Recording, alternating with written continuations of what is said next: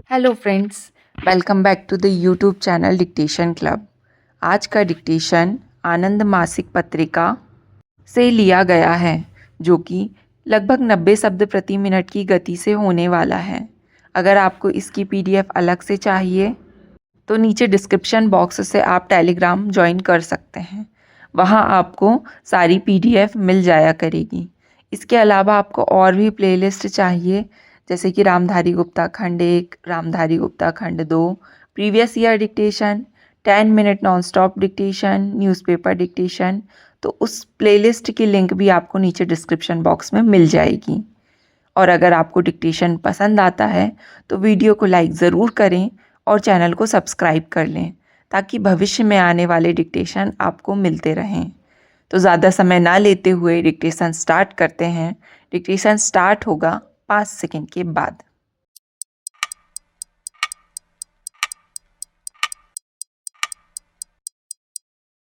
Start.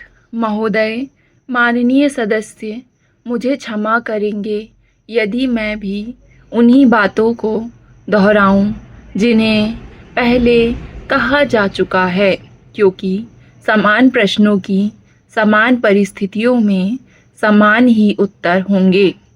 केवल इस सदन में ही नहीं, मैं सर्वत्र आलोचना का स्वागत करती हूँ। मैं इसे बहुत अधिक प्रेरक पाती हूँ। एक अविश्वास प्रस्ताव में हम क्या देखना चाहते हैं? हम इसमें एक वैकल्पिक नीति की रूपरेखा देखना चाहते हैं, जिस पर सरकार कार्यान्वयन कर सके। लेकिन जब हम यह देखते हैं कि केवल एक वैकल्पिक नीति के स्थान पर उतनी वैकल्पिक नीतियों का सुझाव दिया जाता है जितनी पार्टियां होती हैं, और कभी-कभी एक ही पार्टी की जितनी समस्याएं हो उतनी ही वैकल्पिक नीतियां होती हैं, तो उस स्थिति में मेरी राय में अविश्वास प्रस्ताव का कोई अर्थ नहीं होता। वस्तुतः विपक्ष के माननीय सदस्यों में जो एकमात्र समानता है वह यह है कि कांग्रेस शब्द के उल्लेख मात्र से उनमें एक विशेष प्रकार की प्रतिक्रिया होती है। पिछले आम चुनावों में भिन्न विचारों वाली सरकारों का निर्माण हुआ। यह सदन जानता है कि मैंने इन सरकारों के निर्माण का स्वागत किया। मैंने सार्वजनिक रूप से इनका स्वागत किया और मुख्यमंत्रियों से अपनी भेंट में भी इनका स्वागत किया।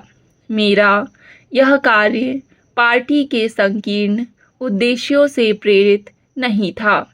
मैं विश्वासपूर्वक यह अनुभव करती थी कि हमारी संघ व्यवस्था इस बदली राजनीतिक स्थिति के अनुरूप सिद्ध होगी।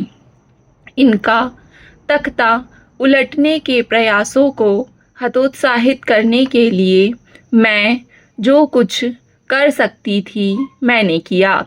मैं प्रधानमंत्री के रूप में और मेरे सहयोगियों ने अपने संबंधित विभागों में इन सरकारों को केवल प्रभावशाली ढंग से काम ही नहीं करने दिया, बल्कि उन्हें हर संभव सहायता दी, क्योंकि हमारा विश्वास था कि इस प्रकार हम लोकतंत्र को मजबूत बना सकेंगे।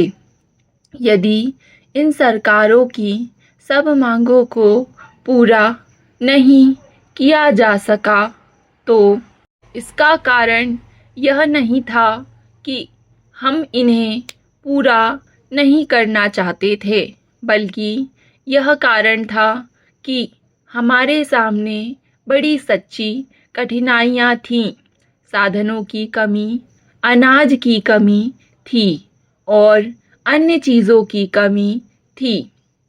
केवल गैर कांग्रेसी सरकारों को ही इन कठिनाइयों का सामना नहीं करना पड़ा, बल्कि कांग्रेस पार्टी की सरकारों को भी ऐसी ही कठिनाइयों का सामना करना पड़ा और ये सरकारें भी हमारे ऊपर उनके हितों का ध्यान ना रखने का दोष लगा रही हैं। इस सदन में और बाहर भी हमारे ऊपर इस बात का दोष लगाया गया है कि हम गैर कांग्रेसी सरकारों की ओर अधिक ध्यान दे रहे हैं और हमने कांग्रेसी राज्यों के लोगों की ओर ध्यान नहीं दिया है, क्योंकि वे अपनी कठिनाइयों के बारे में शोर नहीं मचाते। दूसरी ओर हम क्या देखते हैं? गैर कांग्रेसी सरकारें उन सब बातों का दोष निरंतर केंद्र को देती रहीं जो उनके राज्यों में गलत रूप से हुई। विभिन्न पार्टियों की सरकारों की इस व्यवस्था को सफल बनाने का प्रयास प्रायः एक तरफा ही रहा। महोदय, हमने न्यूनतम कार्यक्रम, विचित्र गठबंधन, मिलीजुली सरकारों और ऐसी ही बातों को देखा जो अच्छी और बुरी दोनों थीं, लेकिन हम यह चाहते थे कि लोग स्वयं इन बातों पर निर्णय करें। आज भी हमारी यही नीति है, लेकिन जब मिलीजुली सरकारों के आंतरिक तनाव और मतभेद अव्यवस्था को जन्म दें, तब इन सब बुराइयों का दोष केंद्र के मत्थे नहीं मढ़ा जाना चाहिए। मैं यह स्वीकार करती हूँ कि जिस प्रकार दल बदलने की प्रवृत्ति बढ़ी है, उससे हमारे राजनीतिक जीवन को आघात पहुँचा है और इससे लोकतंत्रीय प्रणाली की बदनामी हुई है। हम सब लोग जो देश और लोकतंत्र का हित विचारते हैं, इस बात से निश्चय ही चिंतित होंगे कि एक पार्टी के कार्यक्रम पर निर्वाचित प्रतिनिधि और एक पार्टी की विचारधारा के आधार पर निर्वाचित प्रतिनिधि इस तरह दल बदलें, दूसरे दलों में शामिल हों और वापस अपने दलों में लौट जाएं और यह तक स्पष्ट करने का कष्ट ना उठाएं कि किन राजनीतिक सिद्धांतों के कारण उन्होंने इस प्रकार दल बदला था। हम सब लोग इस सदन के दोनों पक्ष के लोग इसकी अवश्य निंदा करेंगे। मैं समझती हूँ कि यह दोष सही नहीं है कि किसने यह काम शुरू किया, कब किया, कैसे किया और कहाँ किया। हमें अब भविष्य की ओर ध्यान देना चाहिए और इस पर इस प्रकार विचार करना चाहिए जिससे हमारी लोकतंत्रीय व्यवस्था और मजबूत हो। माननीय सदस्य ने अत्यधिक उत्तेजनापूर्ण भाषण किया है, लेकिन अपने इस भाषण के दौरान, जैसा कि आपने शायद ध्यान दिया हो, उन्होंने स्वयं कहा कि उनका दल संयुक्त मोर्चे के भीतर राष्ट्र विरोधी शक्तियों से संघर्ष करने की तैयारी कर रहा है। यह शब्द मेरे नहीं हैं, ये वे शब्द हैं जिन्हें अभी 5 मिनट पहले इस सदन ने माननीय सदस्य से सुना। पश्चिम बंगाल में कौन हिंसा की बात कहता रहा है? आज नहीं, जब ये घटनाएं हुई हैं, बल्कि इससे महीनों पहले कौन यह बात कहता है? हम सब लोग समाचार पत्रों में प्रकाशित भाषणों को पढ़ते रहे हैं।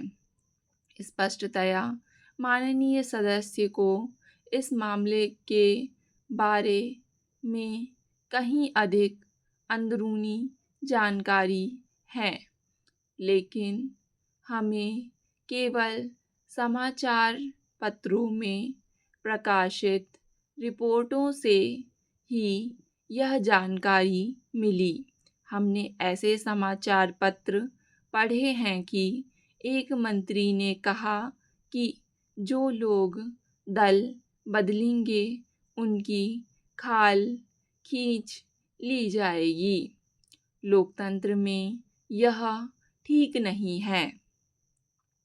मेरे सहयोगी मुख्यमंत्री का वक्तव्य पढ़ने का प्रयास कर रहे थे। मैं चाहती हूँ कि उन्हें यह वक्तव्य पढ़ने दिया जाता, क्योंकि यह बहुत अधिक जानकारी देने वाला है। मैं स्वयं इस वक्तव्य को पढ़ना पसंद करती, लेकिन समय बहुत कम है, अतः मैं इसका केवल एक वाक्य ही पढ़ूंगी। इस वक्तव्य में मुख्यमंत्री ने बड़े स्पष्ट रूप से कहा है कि वामपंथी कम्युनिस्टों का अत्यधिक निराशा से भरे षड्यंत्र का आरोप निराधार है। मैं सदन को यह स्मरण दिलाना चाहती हूँ। स्टॉप।